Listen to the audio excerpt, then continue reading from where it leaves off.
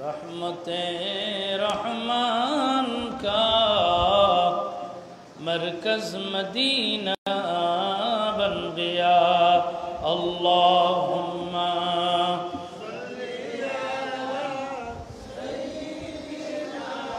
मौलाना मुहम्मद वअला आली सय्यिदिना।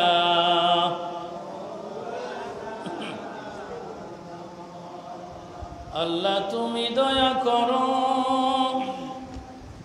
नसीब करो मदीना।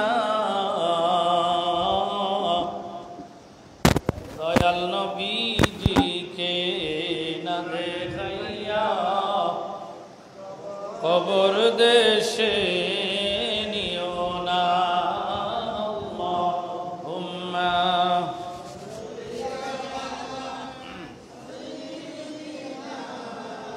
मौलाना मुहम्मद वअला आली सय्यिदिना।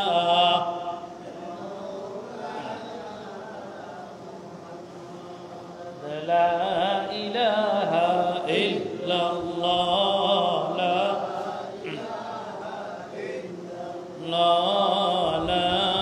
इलाहा ला इलाहा इल्लल्लाह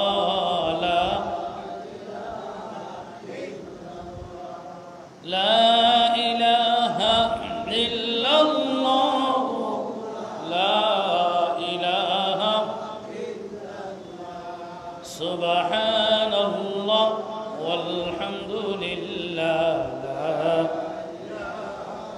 इल्लल्लाह सुब्हानल्लाह वल्हम्दुलिल्लाह ला इल्लल्लाह ला इलाहा इल्लल्लाह ला इलाहा ला सुब्हानल्लाह वल्हम्दुलिल्लाह ला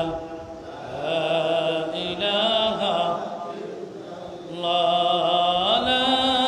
इलाहा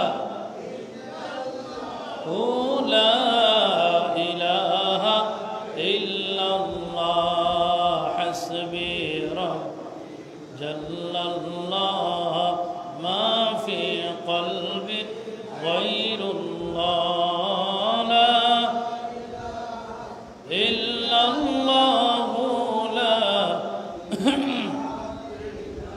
ला हस्बी रब्बी जल्लल्लाह क़ल्बी गैरुल्लाह मुहम्मद सल्लल्लाह ला इलाहा ला सुब्हानल्लाह वल्हम्दुलिल्लाह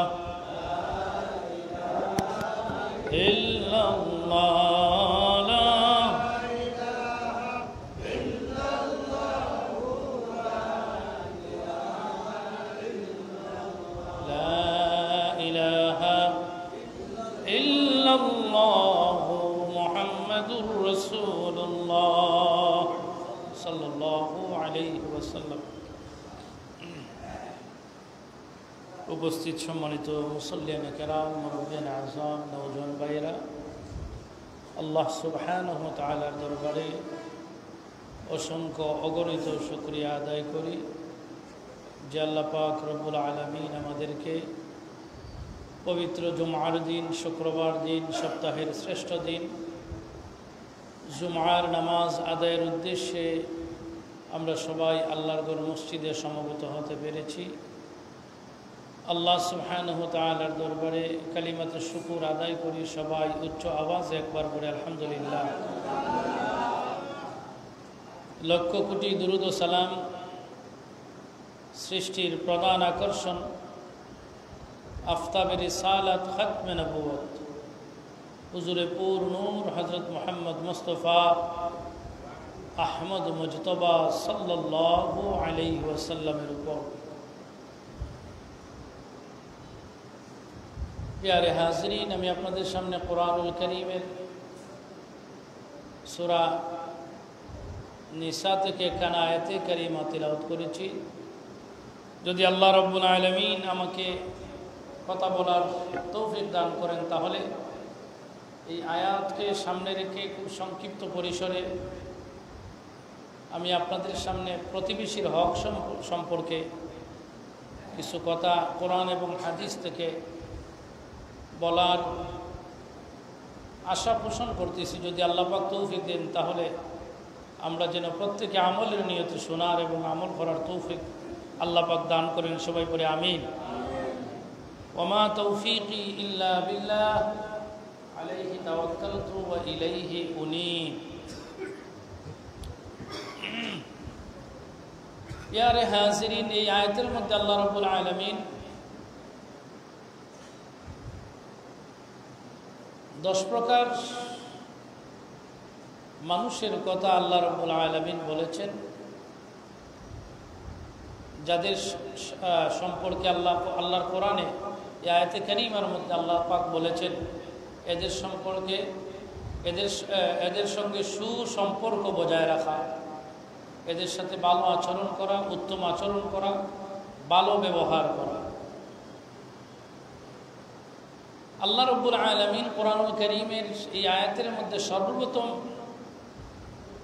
এই 10টি হকের আলোচনার ভিতরে সর্বপ্রথম যে হক সেটা হলো আল্লাহর হক। কার হক? আল্লাহর হক। আল্লাহর হকের কথা আল্লাহ পাক প্রথমেই বলেছেন, ওয়াবুদুল্লাহ, তোমরা আল্লাহর গোলামি করো, আল্লাহর দাসত্ব করো, আল্লাহর ইবাদতি করো। ওয়াবুদুল্লাহ ওয়া লা তুশরিকু বিহি শাইআ। আল্লাহ রাব্বুল আলামিন এই আয়াতের ভিতরে সর্বপ্রথম যে কথা বলেছেন সেটা হলো একমাত্র আল্লাহ রাব্বুল আলামিনের ইবাদত ছাড়া আর কারো ইবাদত করা যাবে না। দাসত্ব হবে, গোলামি হবে একমাত্র আল্লাহর। আল্লাহর দাসত্ব ছাড়া, আল্লাহর গোলামি ছাড়া, আল্লাহর আনুগত্য ছাড়া আর কারো কাছে আনুগত্য করা যাবে না, আর কারো দাস হওয়া যাবে না। এটা আল্লাহর কথা। ওয়ালা তুশরিকু বিহি শাইআ।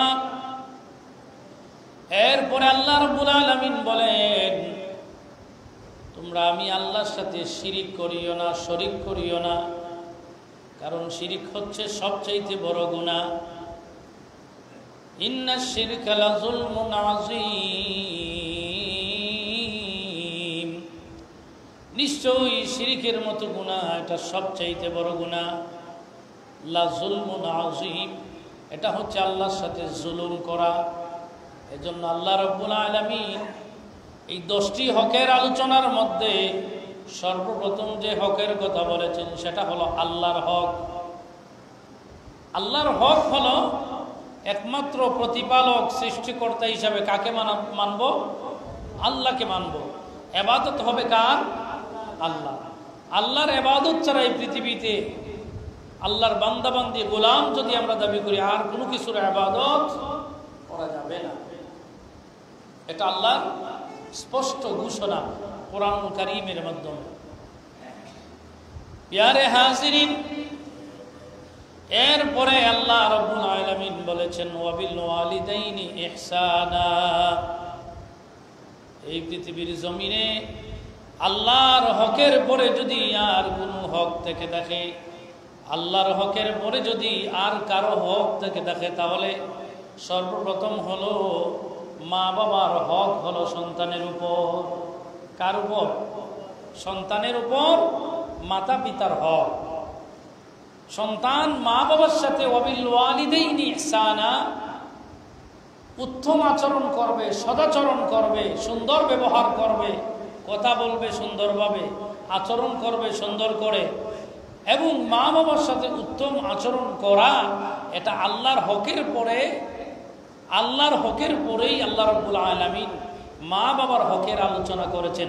এখানে আরো ভিন্ন সূরা বনী ইসরাঈলের মধ্যে বিস্তারিত আলোচনা আছে। তাহলে দুনিয়াতে আমাদের উপর সর্বপ্রথম হক হলো আল্লাহর। কার হক? আল্লাহর হক।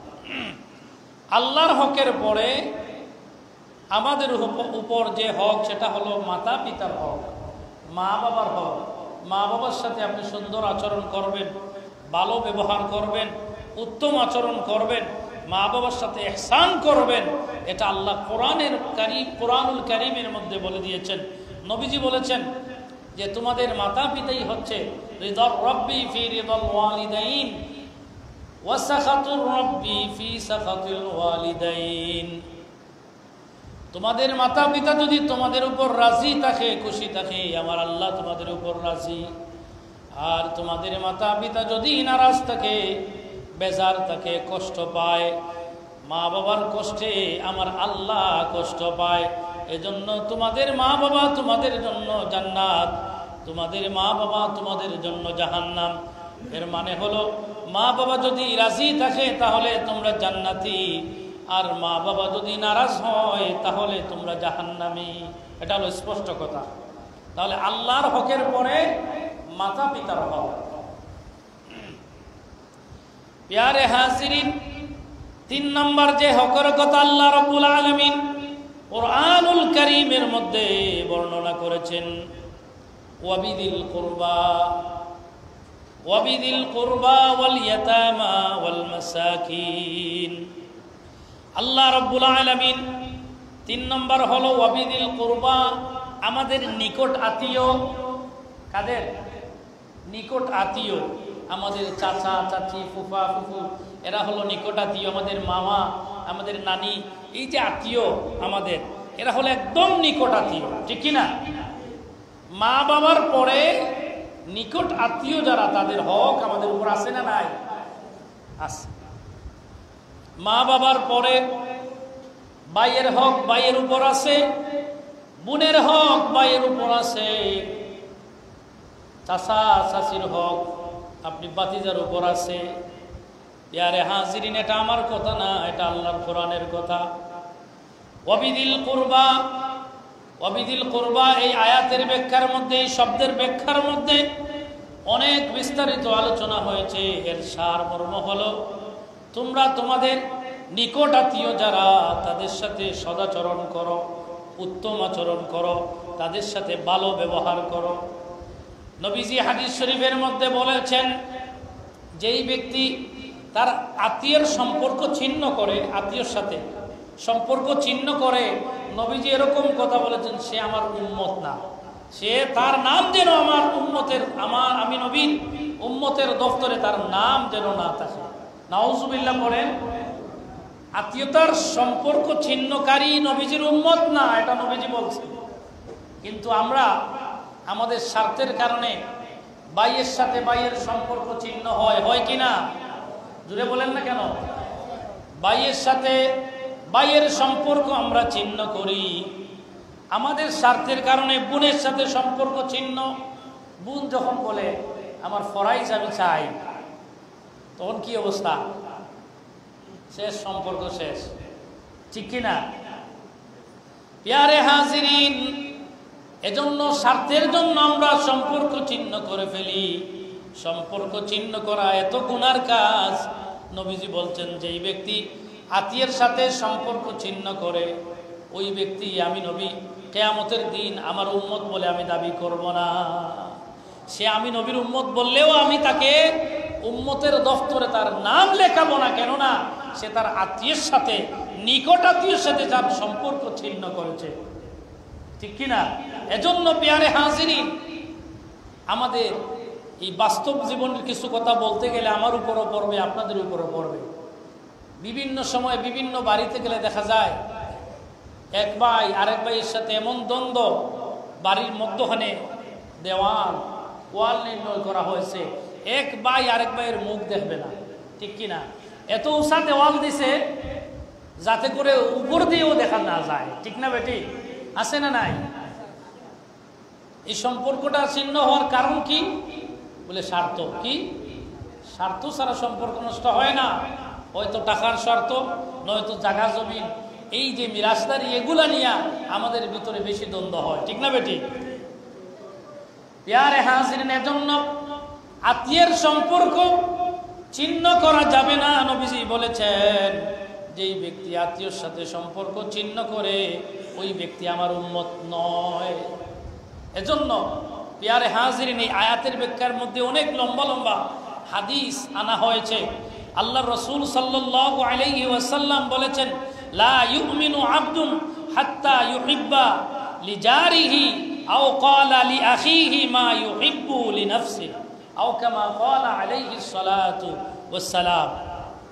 প্রিয়ারে হাজিরিন, আল্লাহ রসুল বলেন, কোনো বান্দা ইমানদার হতে পারবে না যতক্ষণ না সে তার প্রতিবেশীর সঙ্গে সদাচরণ করে, ভালো আচরণ করে, এবং তার ভাই, আত্মীয় স্বজন, ভাই বলেন, আমাদের মুমিন মুসলমান যারা তারাও কিন্তু আমাদের ভাই, ঠিক কিনা? আল মুসলিম ও আখুল মুসলিম। অন্য হাদিসে নবীজি বলেছেন, এক মুসলমান আর এক মুসলমানের কি ভাই।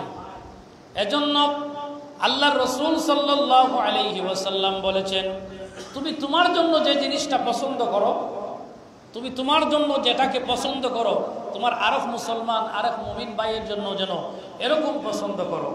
আমরা কিন্তু দেখা যায় আমাদের বর্তমান সমাজে ভিন্নতা। আমরা যদি একটা দিয়ে খাই, ঘরের কামলা বেটি আছে, বেটা আছে, তাদের জন্য ভিন্ন ধরনের খাবার আছে না নাই? জুড়ে বলেন না কেন? আছে। কিন্তু নবীজি বলছেন কি, তুমি যেটা তোমার জন্য পছন্দ করো, তোমার মুসলমান আর ভাই বোনের জন্য এই জিনিসটাই তুমি পছন্দ করো। যতক্ষণ পর্যন্ত এটা না করবে ততক্ষণ পর্যন্ত তুমি মুমিন হতে, জুড়ে বলেন না কেন, পারবে না। এটা কার কথা? নবীজির কথা। নবীজির কথা। আল্লাহর কোরআনের পরে এই পৃথিবীর জমিনে যত কথা আছে, যত হাদিস আছে, আল্লাহর রসুল সাল্লাল্লাহু আলাইহি ওয়াসাল্লাম উনার কথার মাধ্যমে যে হাদিস, যে কিতাব এখন হয়েছে হাদিসের কিতাব, এই সবগুলো কিন্তু আল্লাহ রসুলের জবানের কথা, আল্লাহ রসুলের ইশারা, আল্লাহর রসুলের অনেক সময় শুধু ইশারা না, আল্লাহ রসুল সাল্লাল্লাহু আলাইহি ওয়াসাল্লামের অনেক আমল, এগুলা সব হচ্ছে হাদিস। এগুলা মানা সমস্ত উম্মতের উপর ওয়াজিব। সুবহানাল্লাহ পড়বেন না? নবীজির হাদিসকে অস্বীকার করার কোনো সুযোগ নাই। যদি কেউ নবীজির হাদিসকে অস্বীকার করে তাহলে সে মুসলমান থাকবে না, সে সাথে সাথে কাফের হয়ে যাবে, ঠিক কিনা? এজন্য প্রিয় হাজিরিন, আল্লাহর রাসূল সাল্লাল্লাহু আলাইহি ওয়াসাল্লাম বলেছেন, লা ইউমিনু আহাদুকুম হাত্তা আকুনা হাব্বা ইলাইহি মিন ওয়ালিদিহি ওয়া ওয়ালাদিহি ওয়ান নাসি আজমাইন। রে দুনিয়ার মুমিন মুসলমানেরা শুনো, তোমরা ততক্ষণ পর্যন্ত মুমিন হতে পারবা না যতক্ষণ না তোমাদের মাতা পিতা, তোমাদের সন্তান, তোমাদের স্ত্রী পুত্র, এমনকি তোমাদের সম্পদের চাইতে আমি নবীকে যতক্ষণ না বেশি ভালোবাসবা ততক্ষণ পর্যন্ত তোমরা ইমানদার হতে পারবা না। সুবহানাল্লাহ। তাহলে ইমানদার হতে গেলে আমাদের জীবনের চাইতে আমাদের নবীকে বেশি ভালোবাসা লাগবে। এই জন্য নবীজিকে কেউ যদি ভালোবাসে, নবীজিকে কেউ যদি মহব্বত করে, তাহলে নবীজি বলেন, মান আহাব্বা সুন্নতি ফাকাদ আহাব্বানি ওয়া মান আহাব্বানি কানা মাই ফিল জান্নাহ। নবীজি বলছেন, কেউ যদি আমি নবীর সুন্নতকে ভালোবাসে, কেউ যদি আমি নবীর সুন্নতকে মহব্বত করে, তাহলে সেজন্য আমি নবীকে মহব্বত করব। সুবহানাল্লাহ। নবীকে ভালোবাসার নাম কি? নবীর সুন্নতকে মানা, ঠিক কিনা? নবীকে যে ভালোবাসে সে নবীর সুন্নত মানবে। আমরা যারা মুখে বলি নবীকে ভালোবাসি, কিন্তু সুন্নতের কোনো লেশ আমাদের মধ্যে নাই, বুঝা গেল কথায় আর কাজে মিল নাই। প্রিয় হাজিরিন, এজন্য কেউ যদি নবীর একটা সুন্নতকে ভালোবাসে, আমল করে, নবীজি আমাদেরকে ওয়াদা দিয়েছে, কানা মাই ফিল জান্নাহ। ওই ব্যক্তি, যেই ব্যক্তি আমার সুন্নতকে ভালোবাসলো সে যেন আমি নবীকে ভালোবাসলো, আর যেই ব্যক্তি আমি নবীকে ভালোবাসলো ওই ব্যক্তি আমার সাথে জান্নাতে থাকবে। নবীর সাথে জান্নাতে থাকবে কারা? যারা নবীর সুন্নতকে ভালোবাসে। ইয়ারে হাজিরিন, এই হাদিসের দ্বারা আমরা এটা বুঝতে পারলাম, নবীজির যত কথা আছে, যত হাদিস আছে, আমরা নির্দ্বিধায় মাথা নত করে আমরা মানতে বাধ্য, ঠিক কিনা? এখন হচ্ছে নবীজি বলছেন, যেই ব্যক্তি আত্মীয়ের সম্পর্ক ছিন্ন করে সে আমার উম্মত না।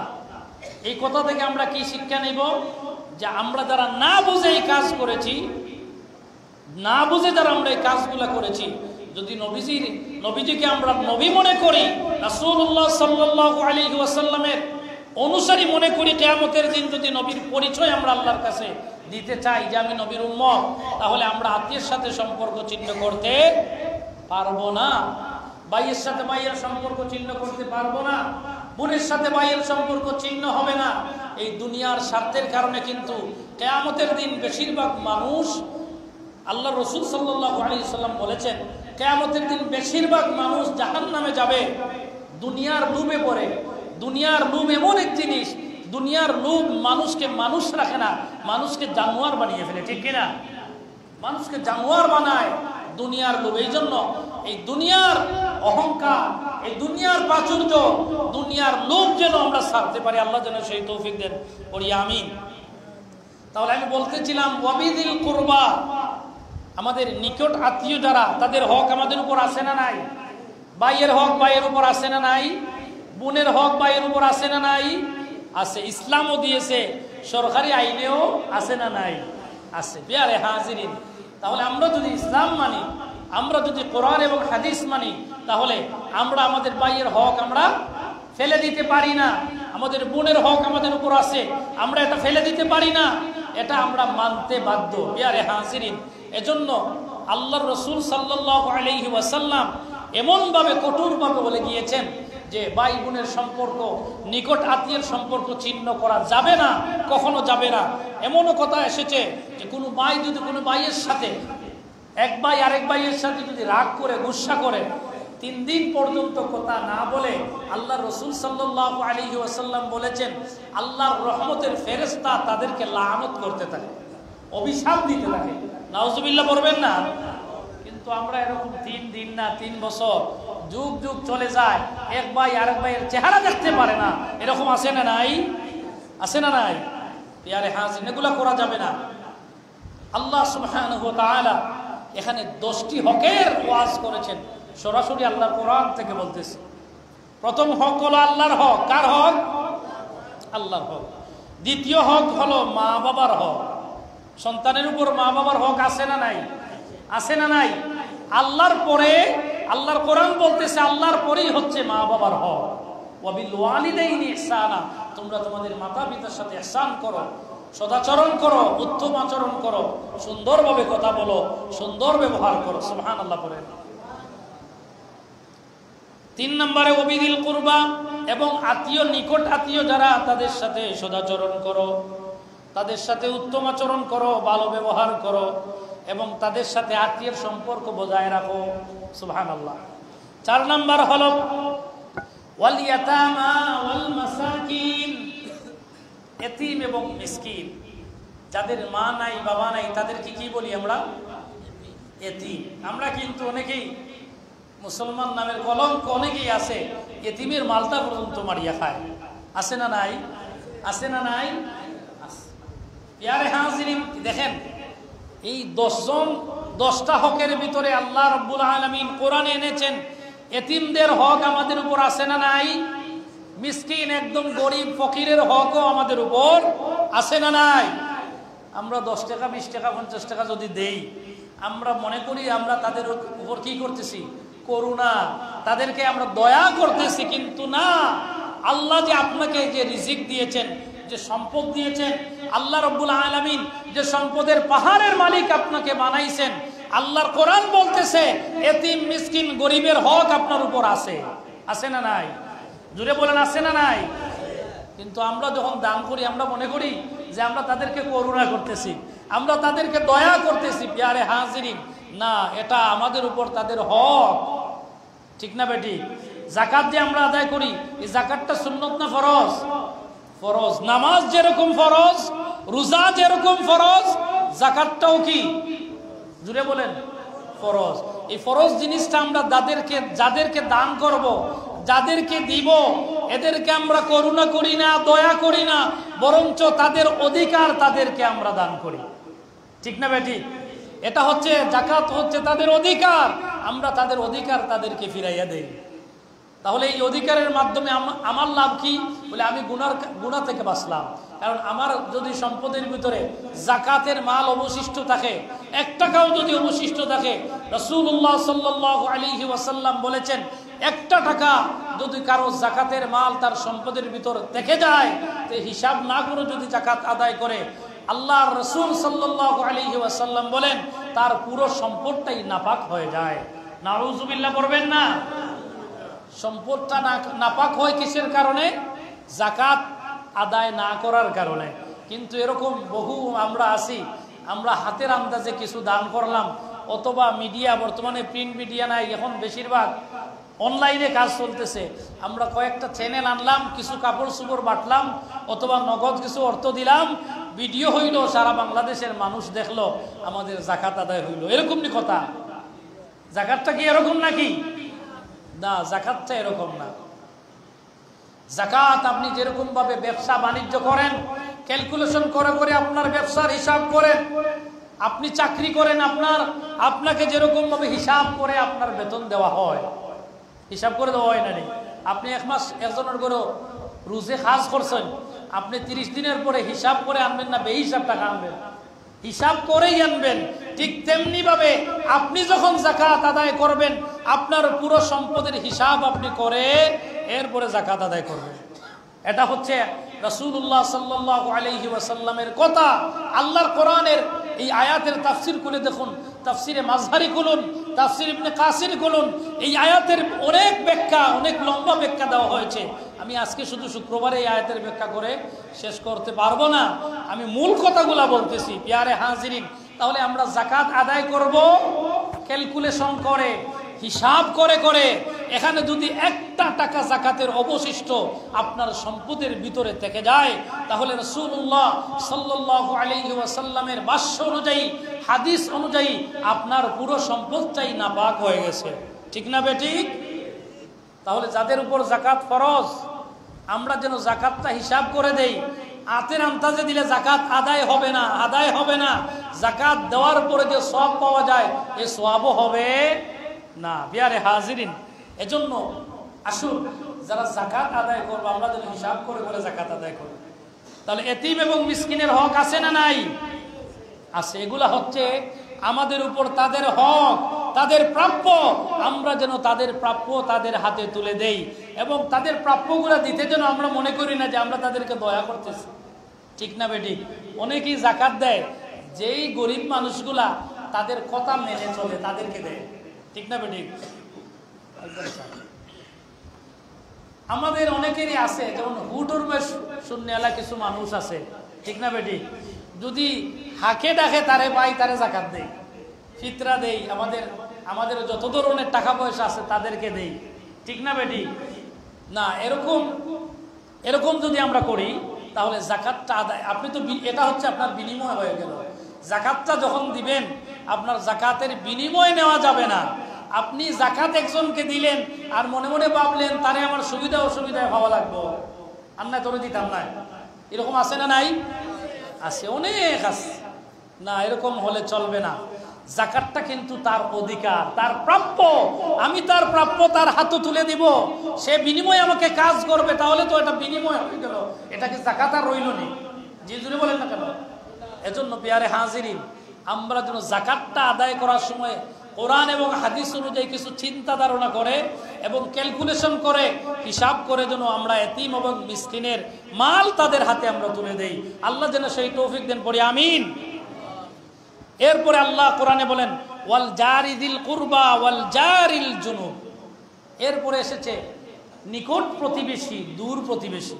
প্রতিবেশী বুঝেননি আপনারা? আপনার যে এতক্ষণ বলছি নিকট আত্মীয়, আপনার ভাই, আপনার চাচা, আপনার ফুফু, আমার ফুফু, মামা, এরা হচ্ছে কি প্রতিবেশী না নিকট আত্মীয়? এরা নিকট আত্মীয়। এখন আল্লাহ বলতেছেন আপনার নিকট প্রতিবেশী, যার সাথে আপনার রক্তের সম্পর্ক নাই। আমার কথা কি বুঝছেন? রক্তের সম্পর্ক হলে কিন্তু আপনার আত্মীয়, কিন্তু যার সাথে আপনার রক্তের সম্পর্ক নাই, আপনার পাশের বাড়ি, আপনার গোষ্ঠীরও না, আপনার রক্তেরও না, কিন্তু সে আপনার প্রতিবেশী। সে আপনার কি? যেরকম আমরা এই যে বাজারে এখন বা শহরে যারা থাকি, কেউ এসেছেন ভিন্ন ভিন্ন জায়গা থেকে, আমরা বাসাবাড়ি করেছি, কেউ কারো রক্তের কুটুম, আত্মীয় স্বজন না, কিন্তু আমরা একে অন্যের প্রতিবেশী। একে অন্যের কি? প্রতিবেশী। এখন এখানে এসেছে ওয়াবিদিল কুরবা ওয়াল জারিল জুনুব, এখানে এসেছে নিকট প্রতিবেশী এবং দূর প্রতিবেশী। নিকট প্রতিবেশী হলো আপনার ঘরের, আপনার বাসার আশপাশে, অথবা যারা আমরা এক বাসায় থাকি, 4তলা 5তলা বাসা আছে, অনেক ফ্যামিলি এখানে থাকে, কেউ কারো রক্তের কোনো আত্মীয় না, কেউ কারো রক্তেরও না, এক গ্রামেরও না, এক এলাকারও না, ভিন্ন এলাকার, কিন্তু এক বাসাতে আমরা থাকি, আশপাশের বাসাতে থাকি। এরা সবাই হলো আমাদের একে অন্যের নিকট প্রতিবেশী। একে অন্যের কি তাদের হক আছে না নাই? কিন্তু আমরা তো একজনকে আরেকজনকে যদি কোনো বিপদ পড়িয়া রাত্রে ডাকি, অনেকে দরজাও খুলুন না, ঠিক নি না? না মতন না কেন? এইগুলা ওয়াজের আমাদের দরকার। এই সমাজে এগুলা এখন একজন মানুষ বিপদে পড়ে একজনকে পায় না, এই অবস্থা এখন চলতেছে, ঠিক কিনা? পাশের ঘরে ডাকাতি চলতেছে, সে দরজাই খুলে না, এরকম আছে না নাই?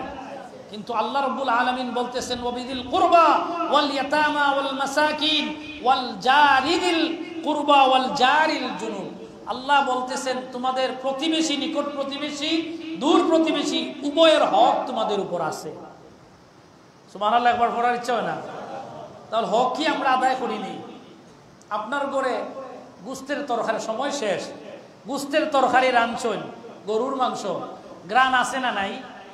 আপনার পাশের ফ্ল্যাটে আরেকজন থাকে, আপনার কোনো কিচ্ছু না, রক্তের কোনো আত্মীয় না, কিন্তু গ্রাম যাইবনি না? না গ্রাম যাইবনি না? না যাইব।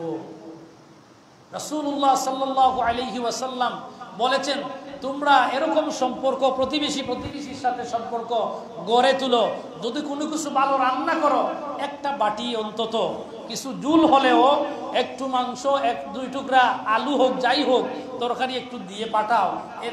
এর কারণে একে অন্যের সাথে একটা ভালোবাসার সম্পর্ক তৈরি হবে, ঠিক না বেটি? ভালো সম্পর্ক হবে কিনা? কিন্তু আমরা তো রমজান মাসেও একজন আরেকজনকে ইফতারি দেই না, ঠিক নি না? না এরকম আছে, এক বাসায় থাকি, বছরে একদিন একজনে আরেকজনে মাথাইও না, আসেনি না? না আমরা একজন আরেকজনের সুবিধা অসুবিধায় খোঁজ খবর নিতাম, ভালো মন্দ জিকাইতাম।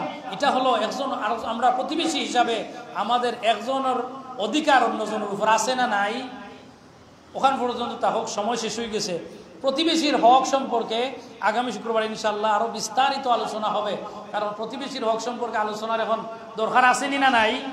বিস্তারিত রাসূলুল্লাহ সাল্লাল্লাহু আলাইহি ওয়াসাল্লাম অসংখ্য হাদিস আছে, রাসূলুল্লাহ সাল্লাল্লাহু আলাইহি ওয়াসাল্লাম বলেছেন যে তোমরা প্রতিবেশীর হক সম্পর্কে এমন ওয়াজ করেছেন, মা জালা জিবরিল ইউসিবনি বিল জার। জিবরাইল আলাইহিস সালাতু ওয়াসাল্লাম নবীজির দরবারে আসলেন এবং সালাম দিলেন আর বললেন, ইয়া রাসূলুল্লাহ, ইয়া হাবিবাল্লাহ, আমাকে প্রতিবেশী সম্পর্কে কিছু বয়ান করেন। সুবহানাল্লাহ বলেন। এবং জিবরাইল আলাইহিস সালাতু ওয়াসাল্লাম রাসূলুল্লাহ সাল্লাল্লাহু আলাইহি ওয়াসাল্লামকে আল্লাহ রাব্বুল আলামিনের তরফ থেকে প্রতিবেশীর সাথে সুসম্পর্ক গড়ার জন্য তাগিদ দিলেন। ইয়া রাসূলুল্লাহ সাল্লাল্লাহু আলাইহি ওয়াসাল্লাম, আল্লাহর পক্ষ থেকে প্রতিবেশী সম্পর্কে এরকম বলা হয়েছে, একজন প্রতিবেশী যেন আরেকজন প্রতিবেশীর মানে একজন প্রতিবেশী আরেকজন প্রতিবেশীর সাথে যেন বাই বাই আচরণ করেন। রাসূলুল্লাহ সাল্লাল্লাহু আলাইহি ওয়াসাল্লাম এরকম হাদিস, অসংখ্য হাদিস আছে যেখানে নবীজি বলছেন, আমি ধারণা করেছি আল্লাহ সুবহানাহু ওয়া তাআলা নাকি প্রতিবেশীর হক সম্পর্কে বলতে গিয়ে কোনো সময় আমার সম্পদের অধিকার নাকি আরো প্রতিবেশীকে দিয়ে দেন, এরকম ধারণা করেছেন নবীজি। এর মানে চিন্তা করেছেন আল্লাহ কেমন তাগিদ দিয়েছেন। আমার সম্পদের উপর তো আমার সন্তানের হক, ঠিক কিনা? কিন্তু নবীজি এরকম ধারণা করেছেন যে প্রতিবেশীর হক সম্পর্কে আল্লাহ যখন আমাকে এরকম তাগিদ দিচ্ছেন, আমি মনে করেছি প্রতিবেশীকে নাকি আমার সম্পদের অধিকারিত্ব দিয়ে দেন। এর মানে হলো প্রতিবেশীর হক কম না বেশি? জুড়ে বলেন না কেন? আল্লাহ যেন আমাদেরকে প্রতিবেশীর হক আদায় করার তৌফিক দেন, পড়ি আমিন। ওয়া আখিরু দাওয়ানা আলহামদুলিল্লাহি রাব্বিল আলামিন। সবাই সাল্লাল্লাহু আলা সাইয়্যিদিনা ওয়া মাওলানা মুহাম্মদ ওয়া আলা আলিহি ওয়া আসহাবিহি ওয়াসাল্লাম। সাল্লাল্লাহু আলা সাইয়্যিদিনা ওয়া মাওলানা মুহাম্মদ ওয়া আলা আলিহি ওয়া আসহাবিহি ওয়াসাল্লাম। আস্তাগফিরুল্লাহ ইন্নাল্লাহা গফুরুর রহিম। আস্তাগফিরুল্লাহ ইন্নাল্লাহা গফুরুর রহিম। আস্তাগফিরুল্লাহ রাব্বি মিন কুল্লি যামবিন ওয়া আতুবু ইলাইহি লা হাওলা ওয়ালা কুওয়াতা ইল্লা বিল্লাহিল আলিয়্যিল আযীম লা ইলাহা ইল্লাল্লাহু মুহাম্মাদুর রাসূলুল্লাহ সাল্লাল্লাহু আলাইহি ওয়াসাল্লাম। দোয়ার দরখাস্ত আছে জনাব সালিক মিয়া সাহেব, ওনার মা লন্ডন অসুস্থ, ওনার লাগে দোয়া করতা। আর কাশিপাড়া নিবাসী জনাব আব্দুর রহিম শাহ মিয়া সাহেব ইন্তেকাল করছেন, তার লাগে আপনার কাছে তার পরিবারের পক্ষ থেকে দোয়া সব খাস করে দোয়া করবা। আরও অনেক বিমারিও খোলাছেন, আল্লাহুম্মা আমিন। আলহামদুলিল্লাহ রাব্বিল আলামিন ওয়াল আকিবাতু লিল মুত্তাকিন ওয়াস সালাতু ওয়াস সালামু আলা সাইয়্যিদিল আমবিয়াই ওয়াল মুরসালিন ওয়া আলা আলিহি ওয়া আসহাবিহি আজমাইন। ربنا ظلمنا أنفسنا وإن لم تغفر لنا وترحمنا لنكونن من الخاسرين. ربنا اغفر لنا ولوالدينا وارحمهما كما ربياني صغيرا. رب ارحمهما كما ربياني صغيرا. والله خير حافظا وهو أرحم الراحمين. رب العالمين أكرم الأكرمين الله পবিত্র শুক্রবার দিন জুমার নামাজ আল্লাহ সামনে রাখি আমরা যা কিছু আলোচনা করলাম এবং শুনলাম, আমি সহ আমাদের প্রত্যেককে আমল করার তৌফিক দান ফরমাও আল্লাহ। জীবনে বলবিয়ত থেকে নিয়ে এখন পর্যন্ত কবিরা সগীরা শিরিক বেদাত জানা ও জানা ইচ্ছা অনিচ্ছায় যত গুনাহ করেছি আল্লাহ আমরা তওবা করেছি আর গুনাহ করতাম না। আমাদের সমস্ত জিন্দগির গুনাহ খাতা মাফ করে দাও আল্লাহ। বাকি জিন্দগি মকবুল গুলামি আমাদেরকে নসিব ফরমাও রব্বুল আলামিন আকরামুল আকরামিন। আল্লাহ পাক এই জামাতের মধ্যে অনেক মা হারা বাবা হারা এতিমরা হাত উঠেছে, আমাদের যাদের মা নাই বাবা নাই আল্লাহ অন্ধকার কবরে শায়িত কবরগুলোকে জান্নাতের বাগান বানায়া দাও আল্লাহ রব্বুল আলামিন আকরামুল আকরামিন। আমাদের মার বংশ বাবার বংশ দাদা দাদি নানা নানি শ্বশুর শাশুড়ি আত্মীয় স্বজন পাড়া প্রতিবেশী আমাদের উস্তাদ আল্লাহ যারা কবরের বাসিন্দা হয়ে গেছে আল্লাহ প্রত্যেকের কবরে কবরে নেক আমলের সবগুলা পৌঁছায় দাও আল্লাহ রব্বুল আলামিন আকরামুল আকরামিন। আল্লাহ অনেক বিমারীদের দোয়ার দরখাস্ত, দেশে বিদেশে বাড়িয়ে ঘরে হাসপাতালে যত বিমারি আছেন আল্লাহ প্রত্যেকের বিমারকে শিফা করলে আজিলা কামিলা নসিব ফরমাও রব্বুল আলামিন আকরামুল আকরামিন। আল্লাহ পাক বিশেষ করে জনাব সালিক মিয়া সাহেবের আম্মা অসুস্থ, দোয়া চাইছেন আল্লাহ তোমার বান্দির বিমারকে শিফা দান ফরমাও আল্লাহ।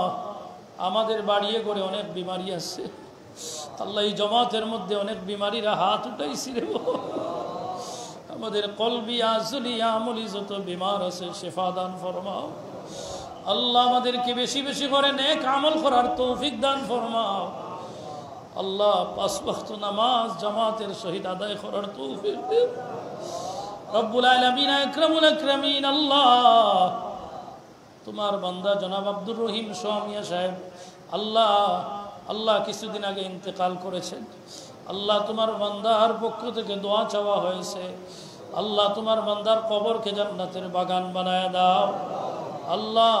কবরকে রব্বুল আলামিন আকরামুল আকরামিন দয়াল নবীজির রওজা আতহারের সাথে সুসম্পর্ক পয়দা করিয়া দাও জান্নাতের সাথে আল্লাহ রব্বুল আলামিন আকরামুল আকরামিন।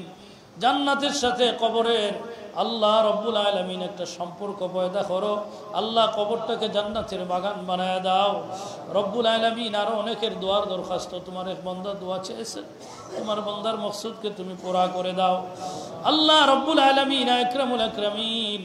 অনেকে কোরআন শরীফ খতম করেছেন আল্লাহ, শাওয়ালের 6টা রোজা রেখে অনেকে দোয়া চেয়েছেন আল্লাহ, এগুলাকে তুমি কবুল আর মঞ্জুর করে নাও আল্লাহ। বিশ্বের মজলুম মুসলমানদেরকে তুমি সাহায্য করো, বিশেষ করে ফিলিস্তিনের মুসলমান ভারতের মুসলমানদেরকে তুমি সাহায্য করো আল্লাহ। আমাদের প্রতিবেশী দেশ ভারত আল্লাহ, তারা প্রতিবেশী মুসলমান হিসেবে আমাদের উপর অধিকার আছে আল্লাহ। রাস্তাঘাটে মুসলমান দেখে দেখে দরিয়া দরিয়া হত্যা করতেছে। আল্লাহ আল্লাহ ভারতের মুসলমানদেরকে তুমি সাহায্য করো। আল্লাহ সমস্ত পৃথিবীর মুসলমানদেরকে এক আর নেক বানায়া দাও। আল্লাহ কাফির কুফারেরা মুসলমানদের উপর নির্যাতন নিপীড়ন চালাচ্ছে। আল্লাহ মুসলমানদের ঘুম ভাঙাইয়া দাও। আল্লাহ সবাইকে এক আর নেক বানায়া দাও। আল্লাহ মুসলমানদের বিজয় সুনিশ্চিত করো। আল্লাহ রব্বুল আলামিন সমস্ত পৃথিবীবাসী ইমাম মাহদীর আগমনের অপেক্ষায় আছে। আল্লাহ আল্লাহ রব্বুল আলামিন আকরামুল আকরামিন, আল্লাহ আমাদেরকে দুর্বল ইমানদার আর ইমানের পরীক্ষা নিও না। আল্লাহ আমাদের ইমানকে সবল করে দাও, আমাদেরকে কামিল হেদায়েত নসিব করো ইয়া আল্লাহ রব্বুল আলামিন আকরামুল আকরামিন। এই জামাতের মধ্যে যে যে আশা আকাঙ্ক্ষা নিয়ে, যে যে ব্যথা বেদনা নিয়ে দোয়া চায়, আল্লাহ প্রত্যেকের দোয়াকে তুমি কবুল আর মঞ্জুর ফরমাও। ব্যবসায়ী ভাইদের ব্যবসার মধ্যে খায়ের আর বরকত নাজিল করো। আমাদেরকে হালাল রিজিক এবং রুজির ব্যবস্থা করে দাও। হারাম থেকে বাঁচার জন্য প্রত্যেককে তৌফিক দান ফরমাও। وأفوض أمري إلى الله إن الله بصير بالعباد بفضل سبحان ربك رب العزة عما يصفون وسلام على المرسلين والحمد لله رب العالمين آمين آمين بحق لا إله إلا الله محمد